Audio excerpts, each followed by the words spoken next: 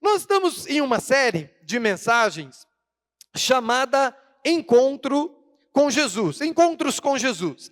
Nessa série de mensagens, há algumas coisas que nós aprendemos, e uma dessas coisas é o fato de que os nossos encontros com Jesus e o resultado desses encontros não foram feitos e idealizados por Deus para serem monopolizados.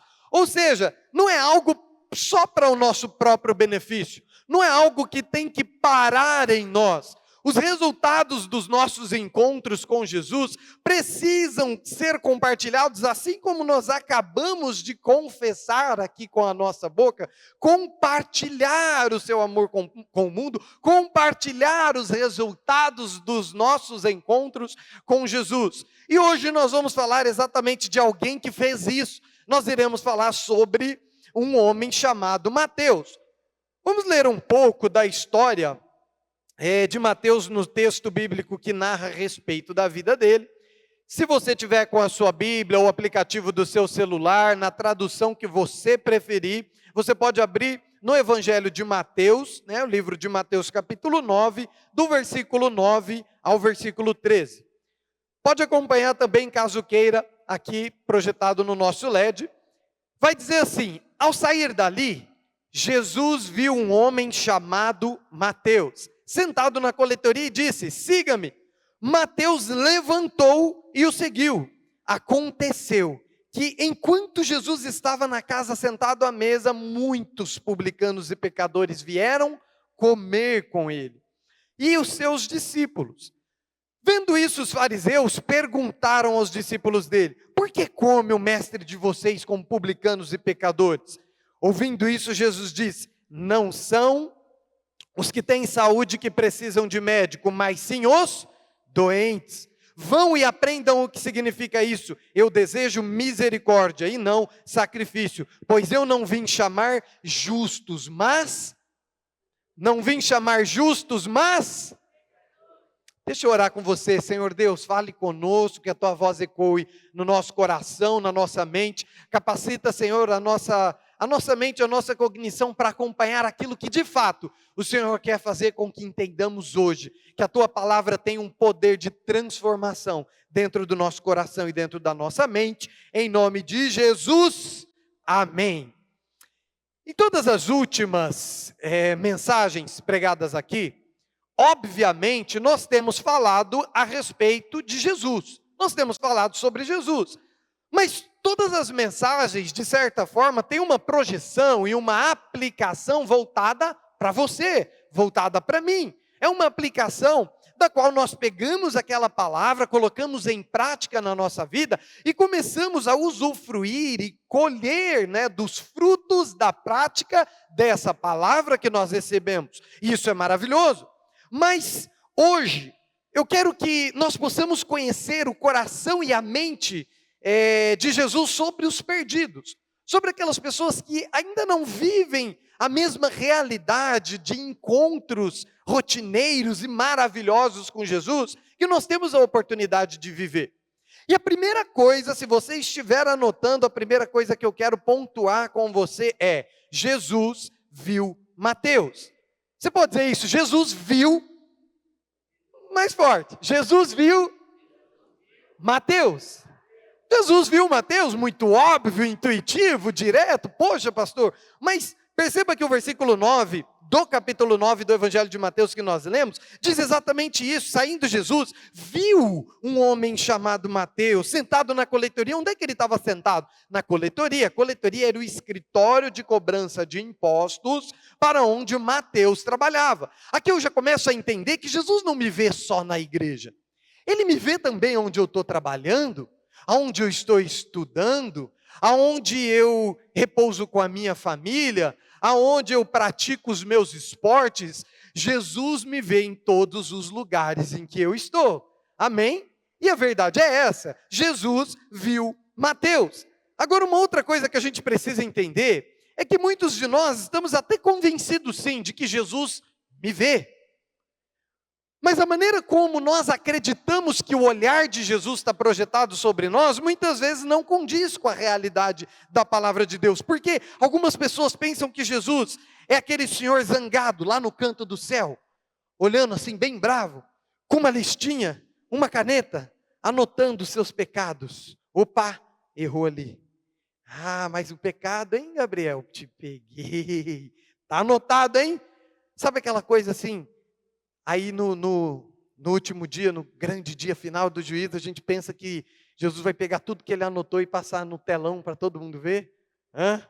Aí a galera está rindo, que já pensou isso. Eu como adolescente, gente, eu morria de medo disso na igreja. Para Deus, se o Senhor passar tudo lá. Ai, que vergonha. Mas a verdade é que Jesus ele não está nos observando para anotar os nossos erros, para tomar nota de todos os nossos deslizes. Agora, muitos outros, eles têm uma outra dificuldade. Eles acham que, na verdade, Jesus não está vendo nada. Eles vão dormir e têm uma impressão de que, por conta das suas adversidades, as aflições das quais aquela pessoa está vivendo, aí ela olha e fala, poxa, eu acho que Jesus não está me vendo. E alguns talvez até questionem, Deus, o Senhor não está vendo isso não?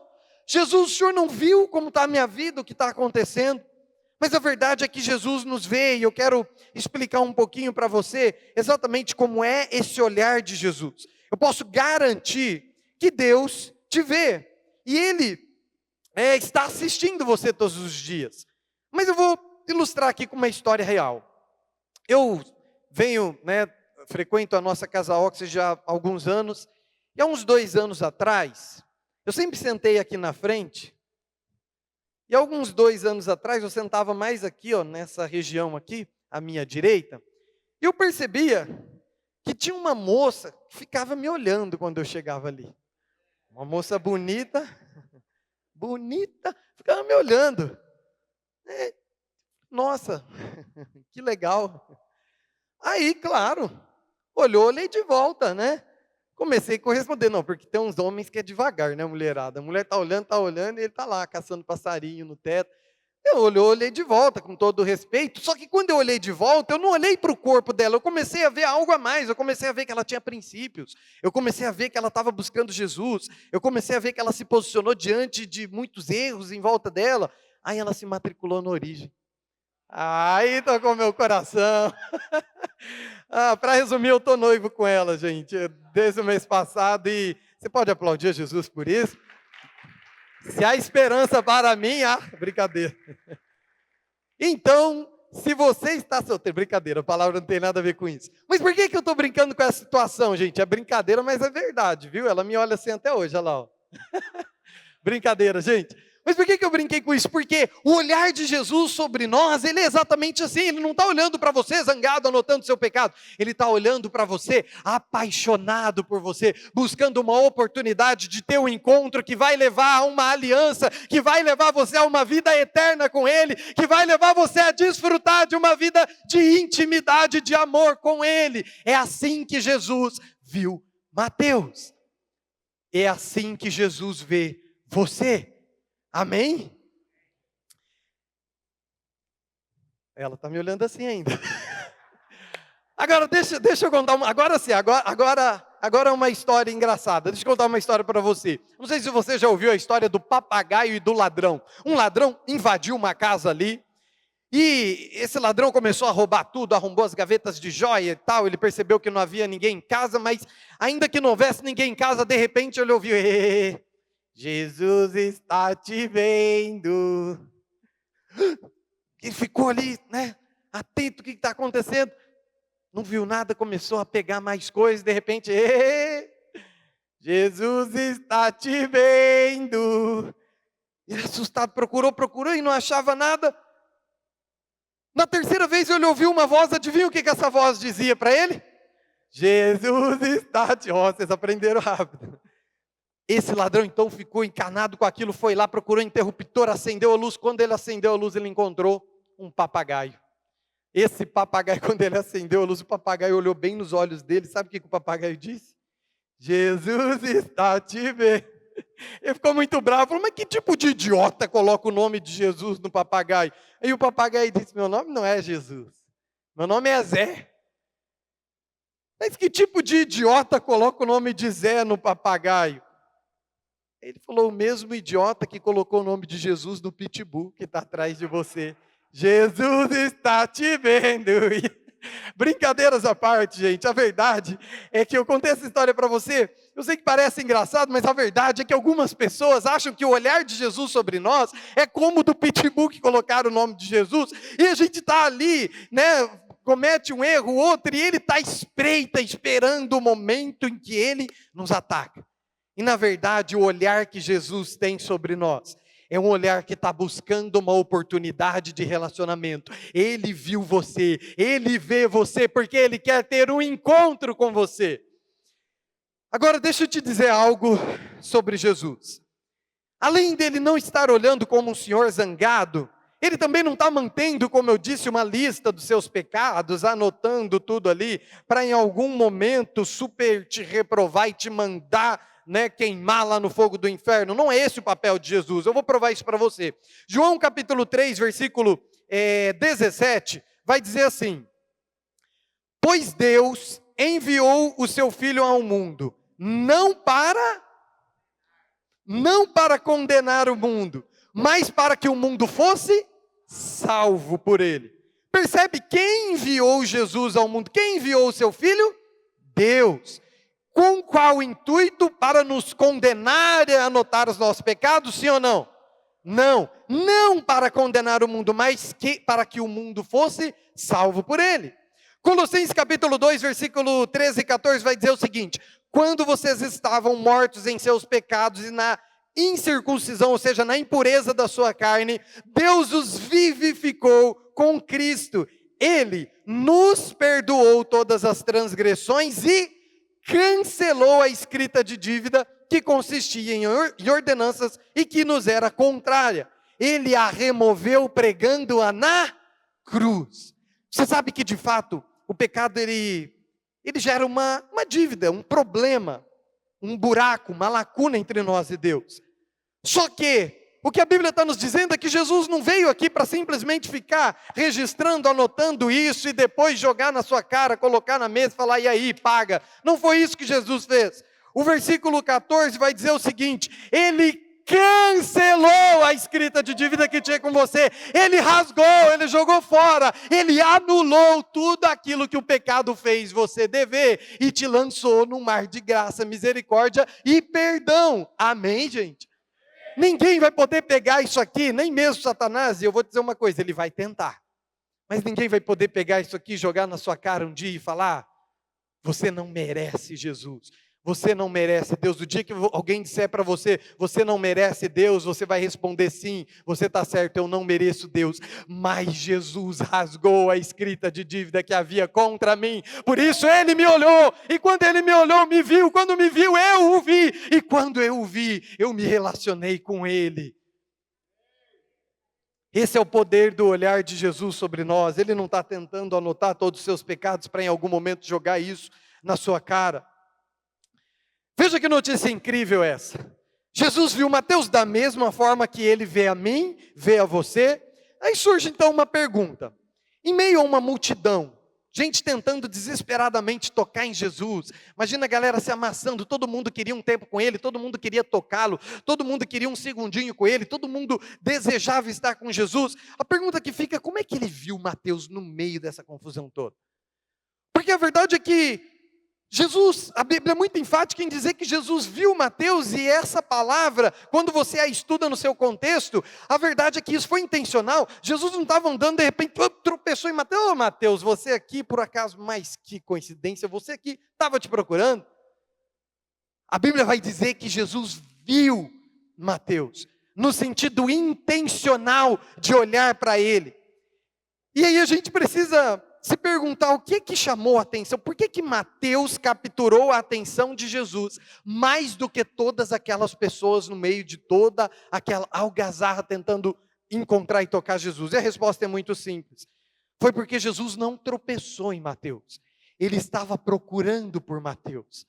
Quando você tem um encontro com Jesus, quando Jesus te viu, não foi por acaso, quando você chegou num lugar onde talvez por um convite muito simples e singelo, alguém te trouxe até aqui ou até o outro local, e você vivenciou um encontro com Jesus, saiba que Jesus não te viu lá por acaso, Ele olhou para você porque te ama, Ele olhou intencionalmente para você e te chamou como Ele chamou Mateus. Isso nos leva ao segundo ponto dessa mensagem, se você estiver anotando. O segundo ponto dessa mensagem também muito simples. Mateus segue Jesus. Simplesmente Mateus respondeu e correspondeu ao seu olhar, ao seu convite, levantou e o seguiu. O final do versículo 9 nos diz: Mateus levantou-se e o seguiu.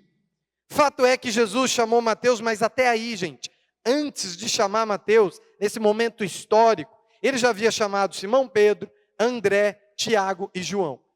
Essas 4 pessoas têm pelo menos uma coisa em comum: todos eles eram pescadores. Eu preciso te dar um dado a respeito da profissão da pesca daquela época, e aí guarde o que eu estou te falando. Nós estamos falando de dados da profissão de pescador daquela época, naquele ponto da história e naquela geografia, né? Naquele ponto geográfico histórico, ok? Naquele momento da história e no contexto daquele povo, os pescadores eram aqueles que eram tidos como o nível social mais baixo dentre uma comunidade, uma cidade.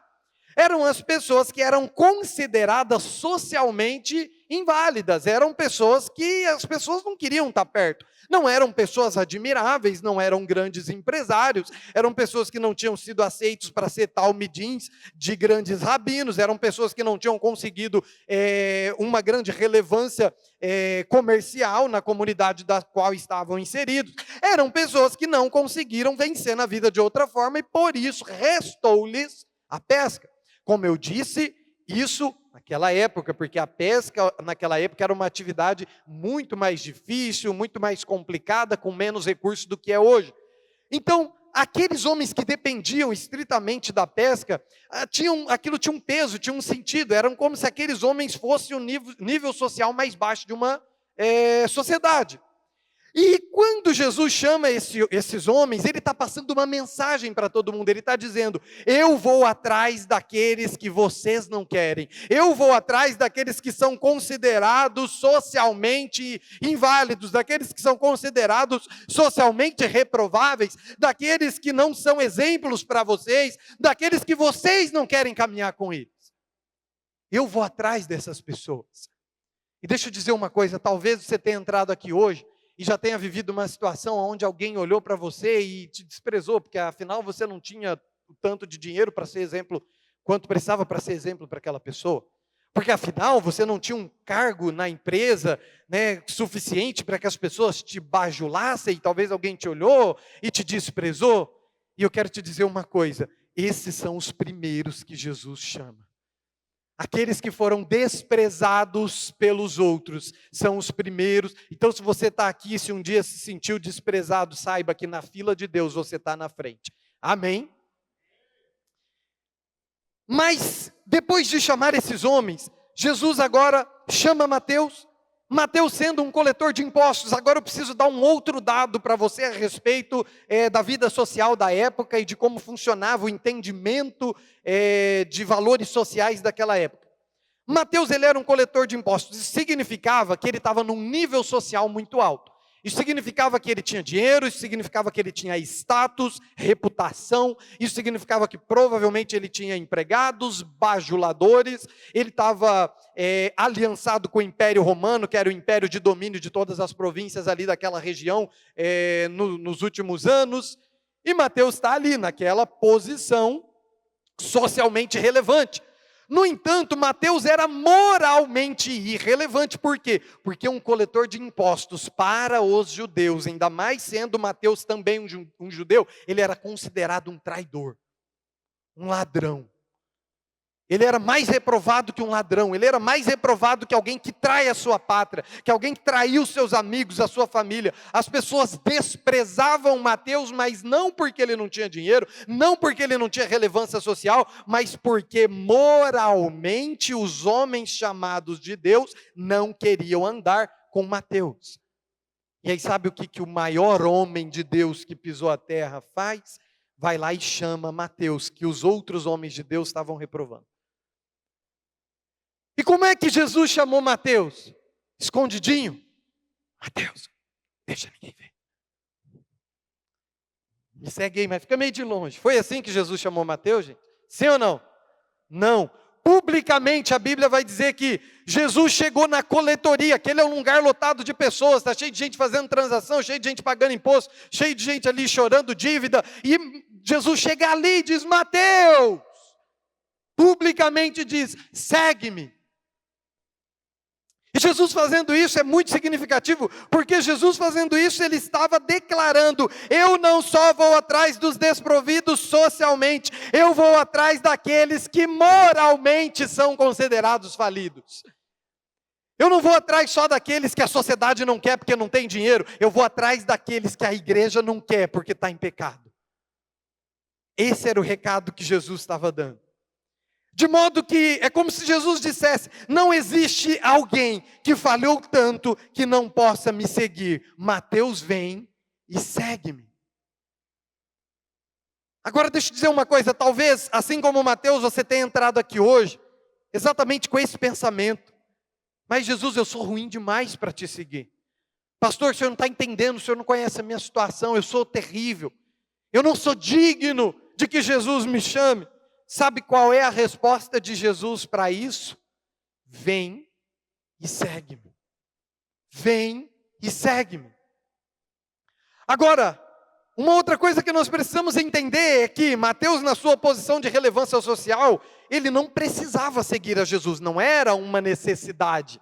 Entenda que ele tinha tudo o que ele precisava, ele tinha bens, ele estava afortunado, não lhe faltava nada. Seguir a Jesus para Mateus não era uma expressão de necessidade, nem social, nem da sua saúde, absolutamente de nada. Mateus estava abastado. Ele não tinha que seguir Jesus.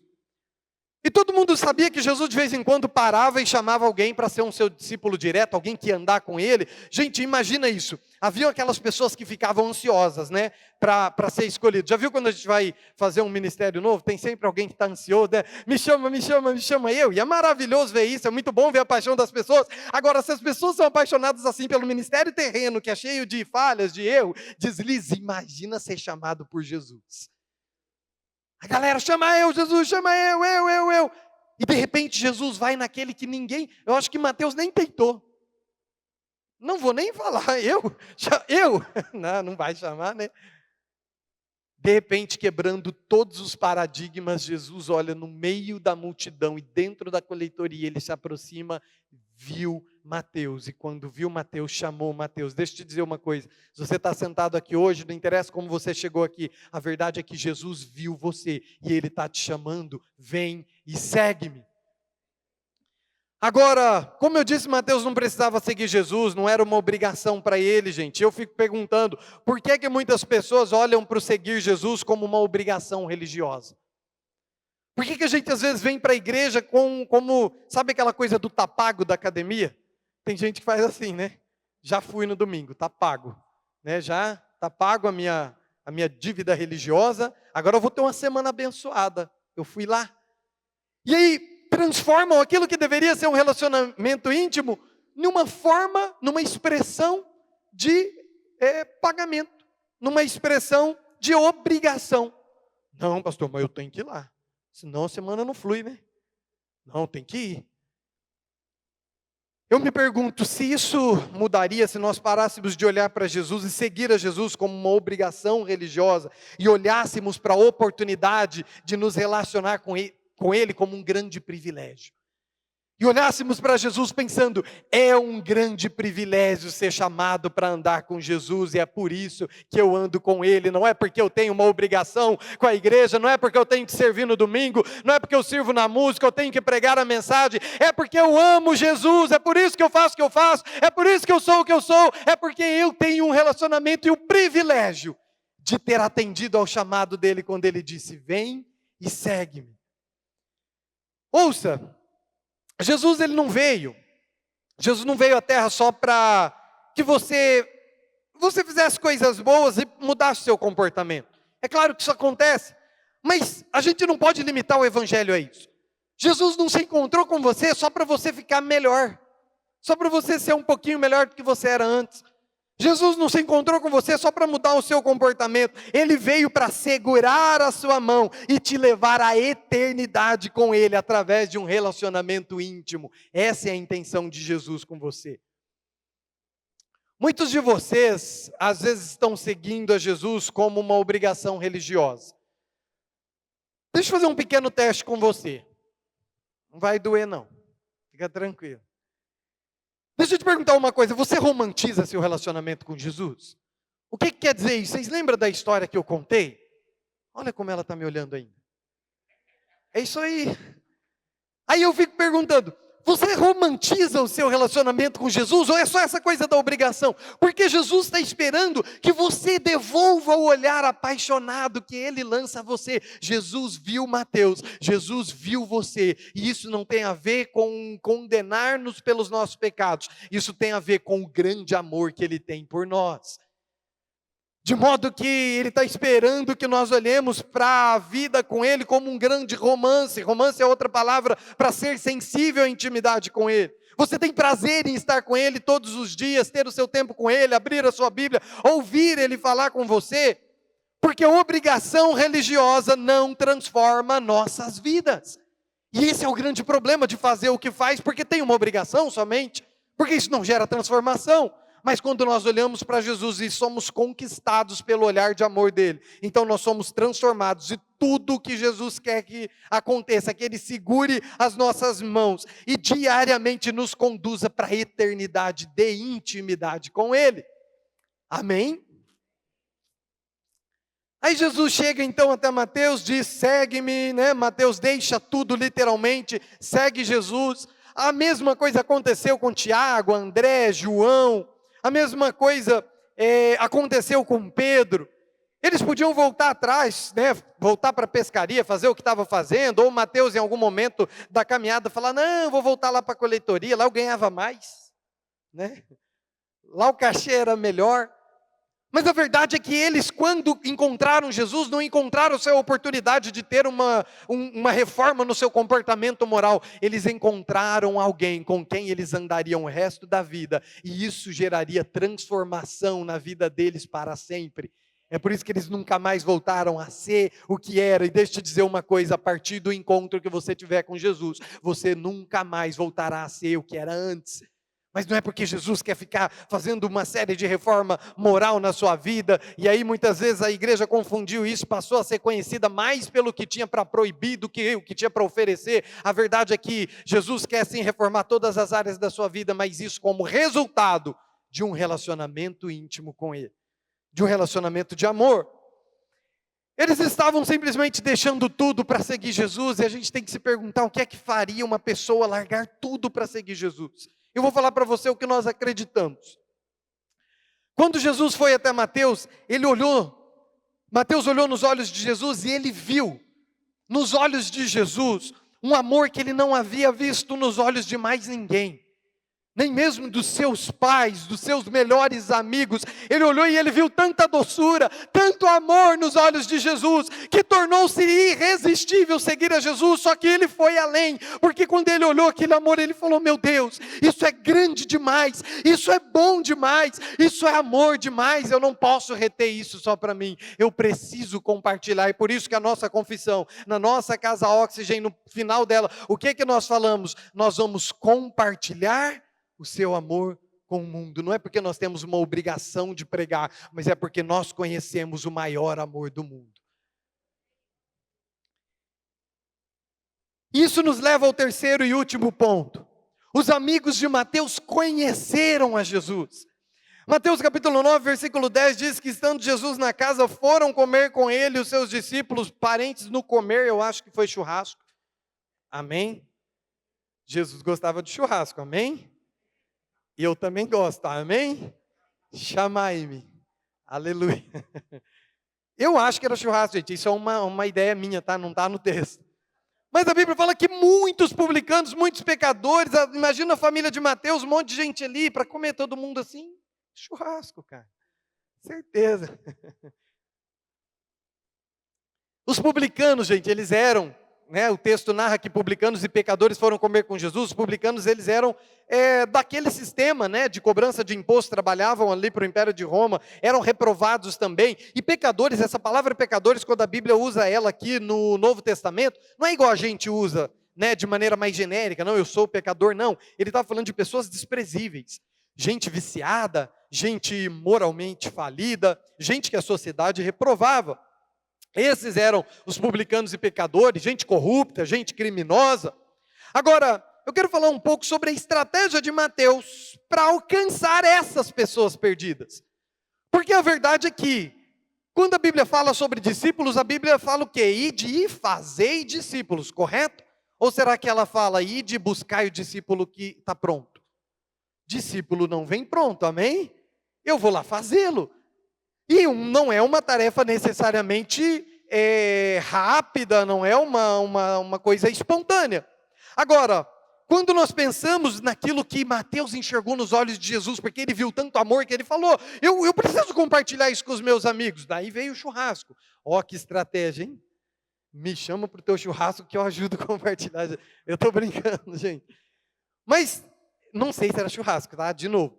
A verdade, gente, é que Mateus tinha estratégia para isso. Eu quero compartilhar com você, baseado no texto, pelo menos 3 estratégias que nós vemos que Mateus utilizou. A primeira, ele se recusou a ser um fariseu. Versículo 11, vendo isso, os fariseus perguntaram aos discípulos dele, por que come o mestre de vocês com publicanos e pecadores? Em outras palavras, os fariseus estavam perguntando, como é que Jesus tem coragem de sentar com essa escória, com esses canalhas desprezíveis? O pensamento farisaico, gente, atualmente, ele é aquele das pessoas que olham para você quando veem você como um pecador. Você sabe que, vou abrir um outro parênteses aqui, eu já fui membro de muitas igrejas, né, já pastoreei, inclusive, muitas não foram tantas assim, mas eu já fui membro de outras igrejas, já pastoreei outras igrejas. E às vezes eu vivi uma coisa na minha vida que eu nunca mais vou passar por isso. Que era sentar numa mesa, num aniversário, uma comemoração, alguma coisa de um não cristão. E aí a gente estava lá na mesa, todo mundo comendo, sei lá, um cheeseburger daquele, oh glória, né? Ou uma pizza e tal. Está com fome, né? Aí qual que era o medo? Qual que é o medo do cristão? De repente o irmão não cristão pede uma cerveja. Ele já começa a olhar se tem alguém, o irmão da igreja. Meu Deus, vamos me ver aqui. Aí alguém levanta o celular para tirar a selfie, dá tremedeira. Vou sair na foto, tem uma cerveja aqui. Ai meu Deus. A verdade, gente, é que esse tipo de comportamento é o que o pensamento fariseu gera em nós, olhando as pessoas pela sua vida externa e avaliando como se pudesse determinar a salvação ou a condenação dela, quando Jesus está olhando para os perdidos só com um olhar de amor. Alguém mais passou por isso aqui? Ah, não estou sozinho, amém. Que bom. Ou não, né? Mas, gente, os fariseus eles eram um grupo meio confuso, porque eles se perderam ali na transição, por muito orgulho do seu coração, se perdiam dos princípios da transição do Antigo para o Novo Testamento, e aplicavam textos sem contextos, né, para pensar, não, contanto que não toque o imundo, me tornarei e continuarei puro. Era como alguém dizer, não, eu não posso andar com os pecadores, porque senão eu vou me contaminar. Só que Jesus faz exatamente o contrário. Ele foi na direção de Mateus, um publicano pecador. Ele foi no churrasco de Mateus com publicanos e pecadores. O texto diz que tinha poucos pecadores lá, gente. O texto diz que tinha muitos pecadores. Se Jesus quisesse fugir de pecador, ele nunca tinha ido lá. Jesus não foge de pecador. Jesus vai atrás dos pecadores porque ele os ama. Amém? E aí esse comportamento farisaico, né, de fariseu, gerava uma coisa que a gente chama hoje de isolamento religioso. O que é o isolamento religioso? É quando você começa a isolar as pessoas da sua vida, porque afinal agora você é santo imaculado, né? Agora eu tenho ministério, pastor. Não posso andar com qualquer um. Você sabe que, eu não sei os outros pastores, né? O pastor Wesley agora há pouco confirmou isso comigo que sim. Eu não sei se você já passou por isso, mas nós pastores, às vezes a gente passa uma coisa que é tão indelicada. As pessoas vêm e falam para nós, pastor, vou brincar com o Eliel aqui, tá gente? Só uma brincadeira, né? Ô pastor, tá andando com o Eliel, cara? O que tem? Eliel é pecador. E eu sou o quê? Tem asa aqui, eu sou anjo, né?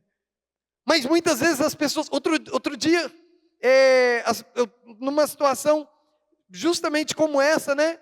Eu estava num determinado estabelecimento, aqui na cidade de Marília, e encontrei um irmão. O irmão olhou para mim e falou assim: você aqui? Eu falei: o que tem? Né? Eu, em carne e osso, pode tocar. Por que esse tipo de comportamento acontece? Porque nós criamos uma ideia de isolamento religioso. Nós não entendemos que quando Jesus disse, eu sou a luz do mundo, Ele estava dizendo, eu só faço sentido nas trevas. Quando Ele disse, vocês são a luz do mundo, Ele estava dizendo, vocês só fazem sentido nas trevas. A luz debaixo do sol do meio-dia não faz diferença nenhuma, mas qualquer luzinha dentro de uma escuridão vai fazer toda a diferença. Por isso, Jesus nos chamou para ir em direção aos perdidos e não para correr deles. Amém? O pastor, ele sempre conta uma história aqui do início da Oxygen, né? Há 7 anos atrás, mais ou menos.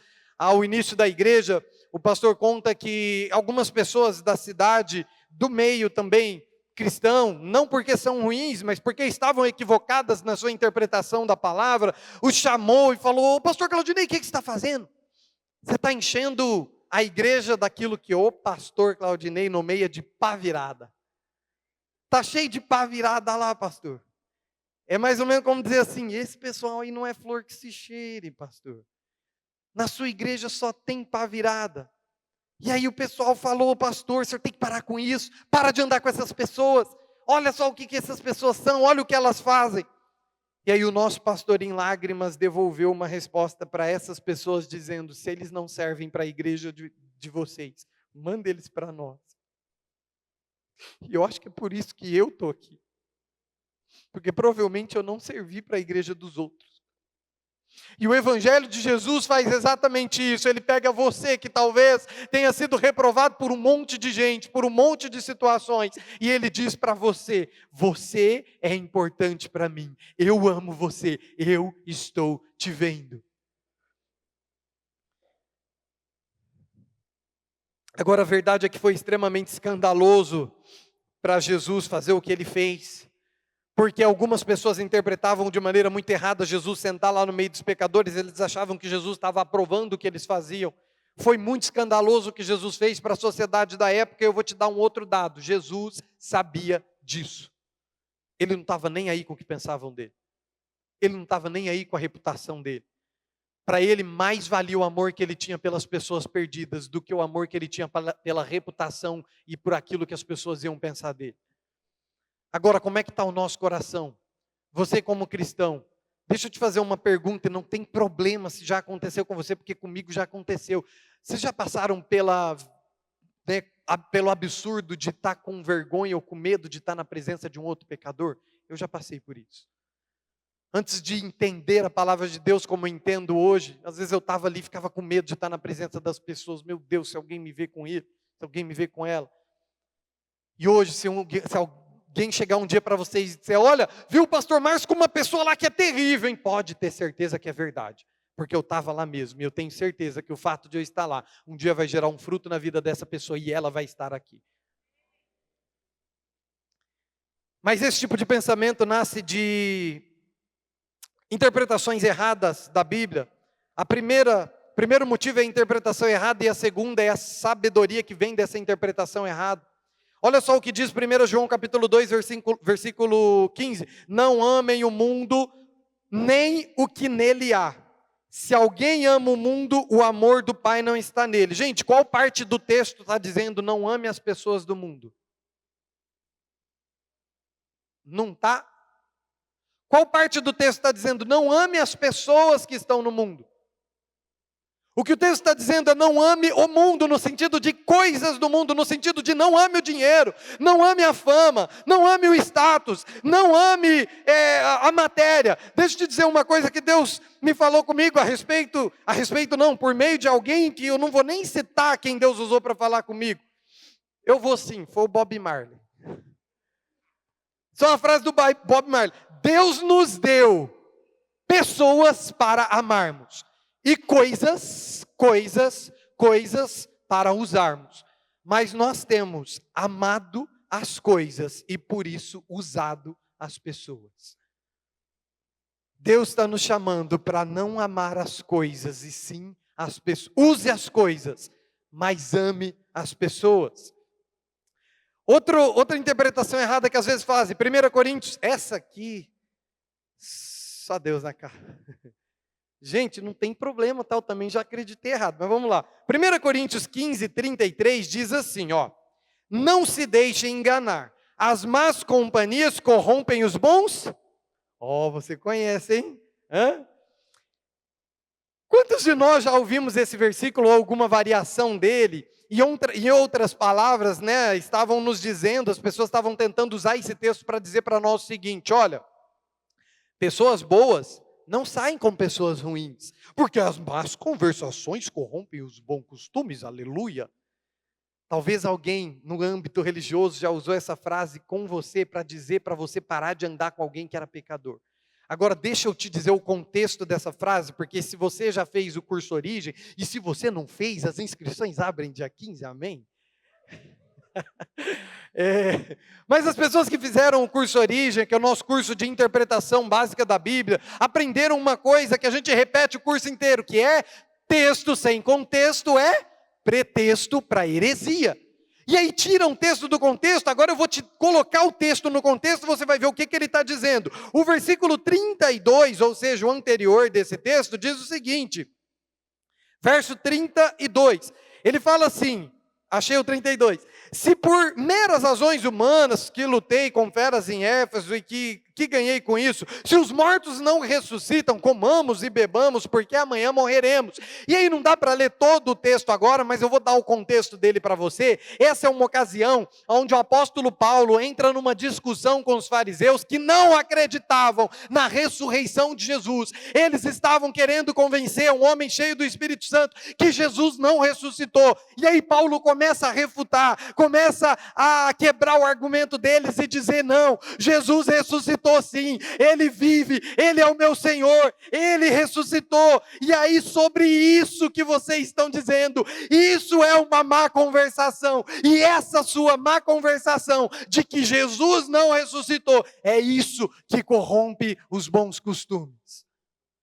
Em nenhum momento Jesus disse que andar com pessoas ruins faria de você uma pessoa ruim, porque Ele escolheu andar com as pessoas ruins para tornar as pessoas ruins alguém cheio de amor, alguém com relacionamento com Ele.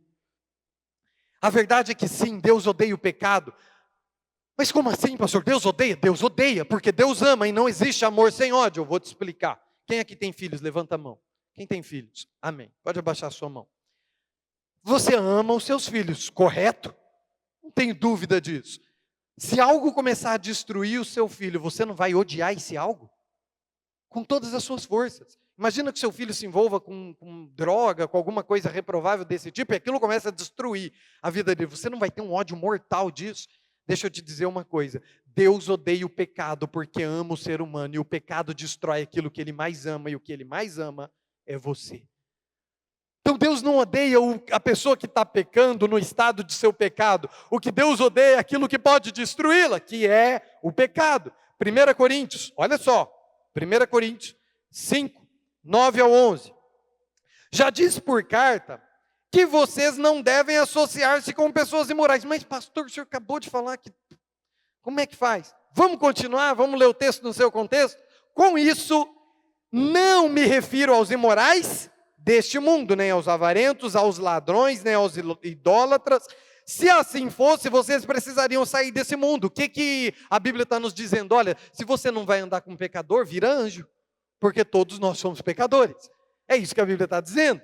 E aí ela continua dizendo o seguinte, se assim fosse, então, vocês precisariam sair deste mundo. Mas agora, aí vem uma ressalva importante, mas agora eu estou escrevendo que não devem associar-se com qualquer que, dizendo-se irmão, seja imoral, avarento, idólatra, caluniador, alcoólatra, etc, etc, etc. O que a palavra de Deus está nos dizendo? Tenha mais cuidado com os fariseus do que com os pecadores.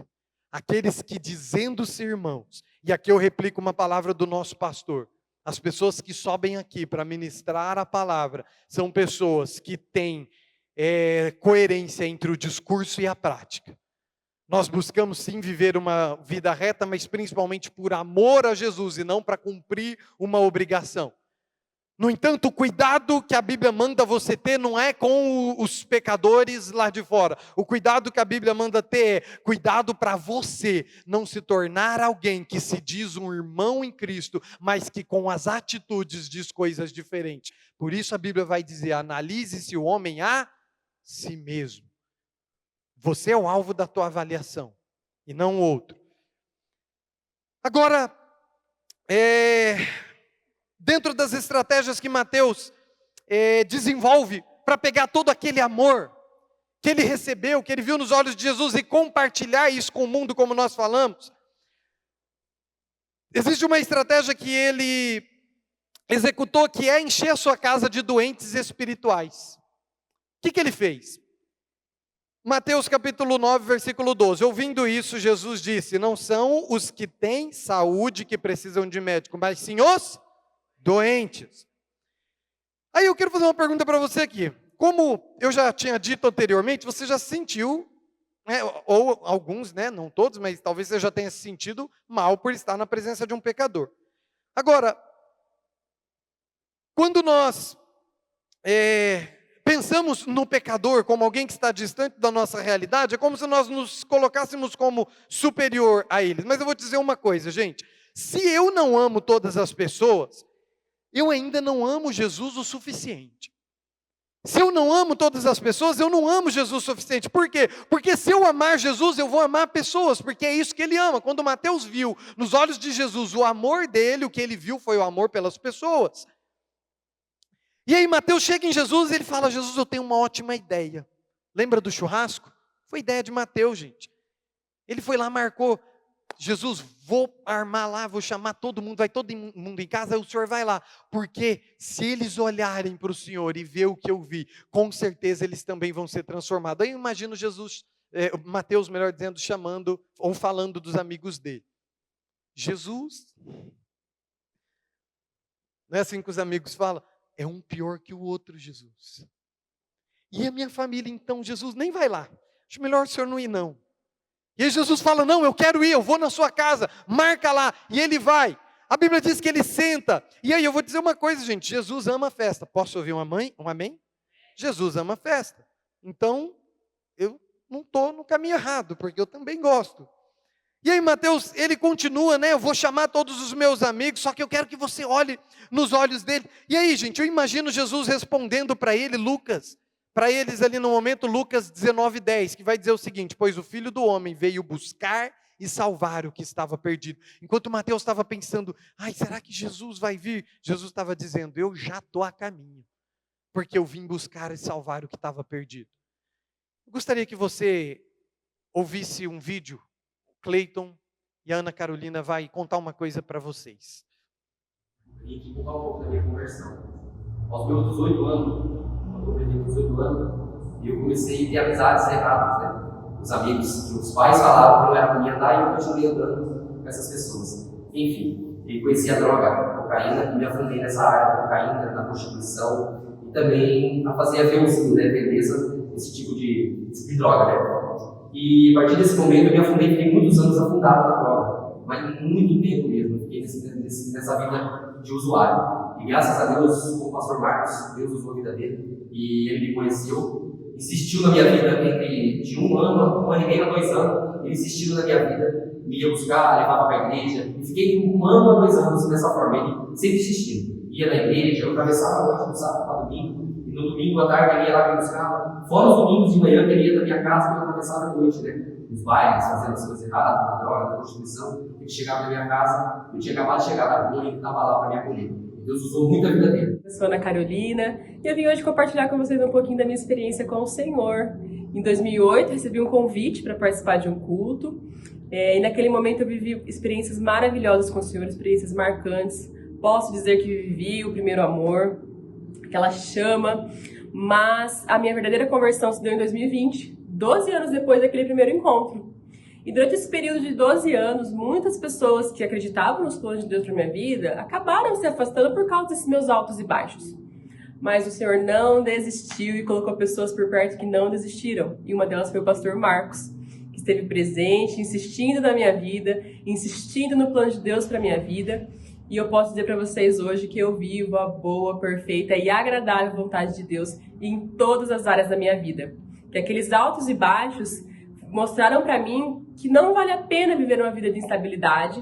E hoje, colocando Jesus no centro da minha vida, eu tenho colhido bons frutos. Se você está insistindo em alguém também, assim como eu, que era um pouquinho instável, uma pessoa um pouquinho difícil, não desista. Não desista da pessoa, não desista do plano de Deus para a vida dela, porque o Senhor tem coisas lindas.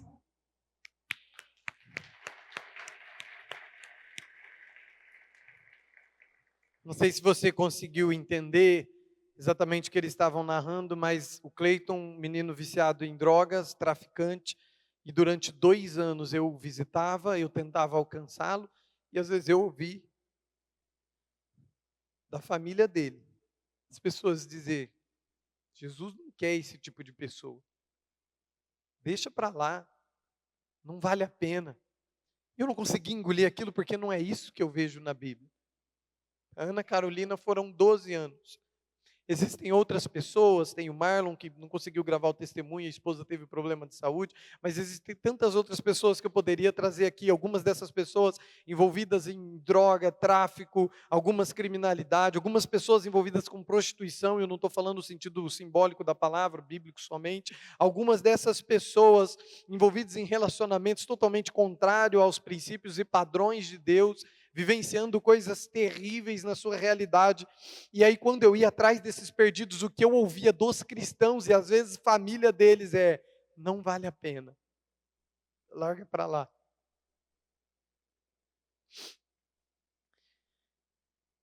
E hoje, Jesus está dizendo para você, vale a pena ir atrás dos perdidos. Eu não sei quem está na sua realidade que talvez esteja tão perdido assim. Eu sei que talvez algumas pessoas veem esse vídeo e já começam a ter umas ideias do tipo, meu Deus, eu vou levar o pastor Marcos lá para falar, lá com meu primo, lá com meu vizinho. Deixa eu te falar uma coisa, Deus está chamando você. Deus encheu você desse amor. Deus encheu você desse espírito de graça, de poder, de misericórdia, para ir atrás e derramar o amor que Ele derramou sobre a sua vida. Amém? Eu quero ilustrar para você uma coisa, eu gostaria que o backstage me mandasse um homem aqui, de preferência bem forte, e quero ilustrar o que eu estou dizendo para vocês, backstage por gentileza, já eles vão mandar alguém aí. Eu gostaria que você não se assustasse, tá, com o exemplo que eu vou... Quem é corajoso aqui? Levanta a mão. Eu acho que ele é. Entrou aqui sem saber o que vai acontecer.